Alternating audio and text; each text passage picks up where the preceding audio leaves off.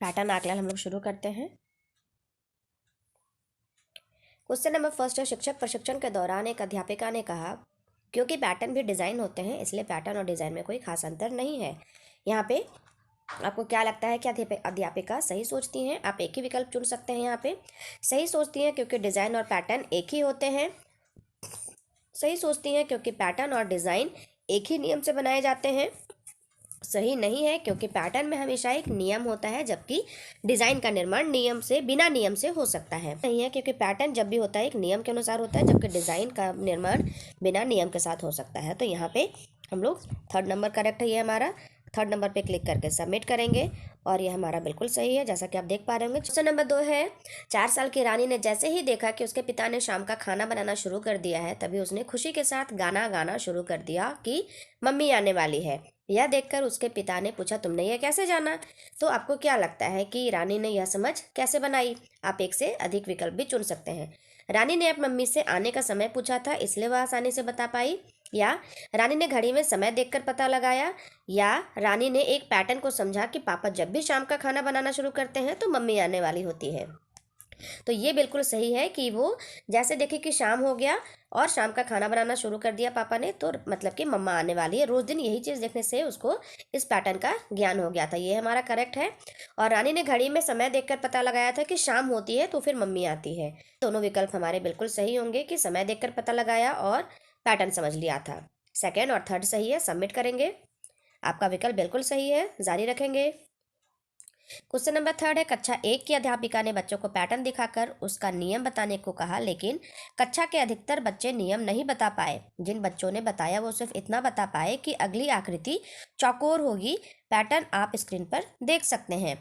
यहाँ पे आप एक से अधिक विकल्प चुन सकते हैं। तो यहाँ पे क्वेश्चन है, आप अध्यापिका को क्या सलाह देना चाहेंगे जिससे अधिकतर बच्चे पैटर्न की समझ बना पाए? अध्यापिका ने एक समय पे कई चीज़ों को पर ध्यान दिलाने की कोशिश की। ये भी मेरा बिल्कुल सही होना चाहिए क्योंकि वो कक्षा 1 का बच्चा है और एक ही साथ इतना चीज़ वो नहीं समझ पाएगा। अध्यापिका ने बच्चों को इस तरह के पैटर्न पर पहले अभ्यास नहीं कराया। अध्यापिका ने गलत पैटर्न का इस्तेमाल किया। फोर्थ नंबर है, अध्यापिका ने कक्षा 1 के स्तर से कठिन पैटर्न चुना है। तो हमारा ऑप्शन फर्स्ट और ऑप्शन 4 जो है वो बिल्कुल करेक्ट होगा क्योंकि यहाँ पे कक्षा 1 का बच्चा है और उसके हिसाब से उसको वो ज़्यादा चीज़ सिखा दे रही है। तो यहाँ फिर हम लोग सबमिट करेंगे। ये हमारा विकल्प बिल्कुल सही है, जारी रखेंगे। क्वेश्चन नंबर 4 है, कक्षा 1 की अध्यापिका रानी जी ने अपनी कक्षा में रंगीन और आसान नियम वाले पैटर्न के साथ शुरुआत की। क्या आपको लगता है कि रंगीन पैटर्न के साथ छोटी कक्षा में शुरू करना अच्छा विचार होगा? आप यहाँ पे एक ही विकल्प चुन सकते हैं। सही नहीं होगा क्योंकि छोटे बच्चों को इस कक्षा तक रंगों की अच्छी पहचान नहीं होती। ये गलत है। सही नहीं होगा क्योंकि रंगीन पैटर्न संख्या पैटर्न से अधिक जटिल होते हैं। ये भी गलत है। सही होगा क्योंकि रंगीन पैटर्न अधिक आकर्षित होते हैं। सही तो है लेकिन ऑप्शन ये देखते हैं, नीचे वाला ऑप्शन सही होगा क्योंकि रंगीन पैटर्न बच्चे अपने आसपास अधिक देखते हैं। ये बिल्कुल करेक्ट है, फोर्थ नंबर, क्योंकि बच्चे आसपास अपने रोज दिन तरह तरह की चीज़ें कलरफुल देखते हैं जिससे उनको एक पैटर्न का ज्ञान हो जाता है। तो फोर्थ नंबर सही है, सबमिट करेंगे। आपका विकल्प बिल्कुल सही है। तो हमें फिर यहाँ पे से जारी रखना है। क्वेश्चन नंबर 5 है, कक्षा 3 की एक अध्यापिका ने सिमरन को एक पैटर्न दिखाते हुए कई बार पूछने का प्रयास किया कि इस पैटर्न में किस नियम का इस्तेमाल किया गया है, लेकिन सिमरन नहीं बता पाई। आपको क्या लगता है सिमरन के साथ पैटर्न के किस स्तर पर काम करने की ज़रूरत है? यहाँ पे आप एक ही विकल्प चुन सकते हैं। पैटर्न की पहचान, पैटर्न का विस्तार, पैटर्न का निर्माण, पैटर्न की तुलना। तो यहाँ पे जब तक वो पैटर्न की पहचान नहीं कर पाएगी तो आगे उससे बढ़ ही नहीं पाएगी। तो हमारा फर्स्ट ऑप्शन बिल्कुल करेक्ट है, करके सब फर्स्ट ऑप्शन पे क्लिक करके सबमिट करेंगे। आपका विकल्प बिल्कुल सही है, जारी रखेंगे। क्वेश्चन नंबर 6 है, कक्षा 3 की शिक्षिका बच्चों को दोहराव वाले कुछ पैटर्न से परिचित कराना चाहती है। उन्होंने हरी और पीली बिंदी का इस्तेमाल करते हुए पैटर्न का निर्माण किया और बच्चों को इससे आगे बढ़ाने को कहा। उन्होंने ये पैटर्न का निर्माण किया है। इस पैटर्न को समीम ने कुछ इस प्रकार आगे बढ़ाया। ठीक है, आपको क्या लगता है शिक्षक पैटर्न का निर्माण करते समय किस बात का ध्यान रख सकती थी जिससे समीम जैसे बच्चों को पैटर्न का सही से आगे बढ़ाने में बेहतर मदद मिलती? आप यहाँ पे एक ही विकल्प चुन सकते हैं। तो यहाँ पे आपको रंगीन बिंदी का इस्तेमाल नहीं करना चाहिए था, ये गलत ऑप्शन है। उन्हें बच्चों को अनेक बिंदी इस्तेमाल करने के लिए नहीं देनी चाहिए, ये भी गलत ऑप्शन है। उन्हें इकाई की पहचान बनाने के लिए इकाई का दोबारा इस्तेमाल करना चाहिए था। ये बिल्कुल करेक्ट ऑप्शन है। तभी उनको पता चल पाता है कि हाँ, इकाई में जो ये हमारा है, यहाँ पे फिर से रिपीट होगा पैटर्न। तो यहाँ पे क्वेश्चन ये हमारा थर्ड नंबर है। इस पर क्लिक करने के बाद सबमिट करेंगे। आपका विकल्प बिल्कुल सही है, तीसरा विकल्प सही है। दोहराव वाले पैटर्न के लिए समझना जरूरी है कि किसी भी इकाई का एक से अधिक बार दोहराया जाना जरूरी है, तभी तो पैटर्न बनेगा। जारी रखेंगे। क्वेश्चन नंबर 7 है। कक्षा 3 की अध्यापिका सोनिया ने अपनी कक्षा में बच्चों को पैटर्न की सहायता से पहाड़े बनाने के लिए प्रोत्साहित किया। जैसे 8 के पहाड़े को बनाने के लिए 5 और 3 के पहाड़े को जोड़कर बनाया जा सकता है।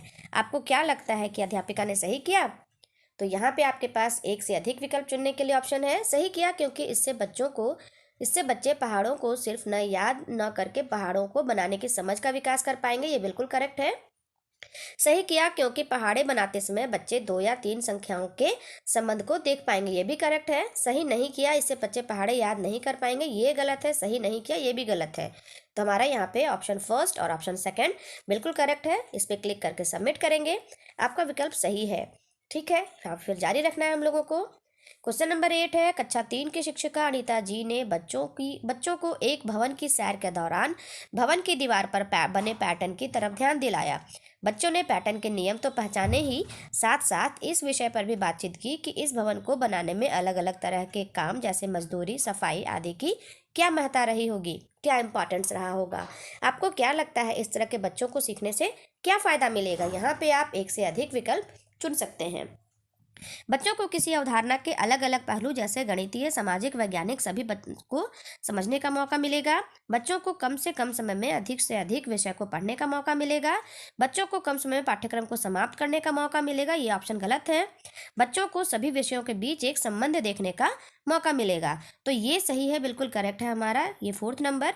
और ये हमारा फर्स्ट नंबर भी बिल्कुल करेक्ट है। ठीक है, एक ही साथ हो, जैसे कि इस 5 तक बच्चे कोई भी चीज़ को एक समग्र के रूप में देखते हैं, हॉलिस्टिक के रूप में देखते हैं, तो सभी के बीच एक रिलेशन बनाने में उनको मदद मिलेगी।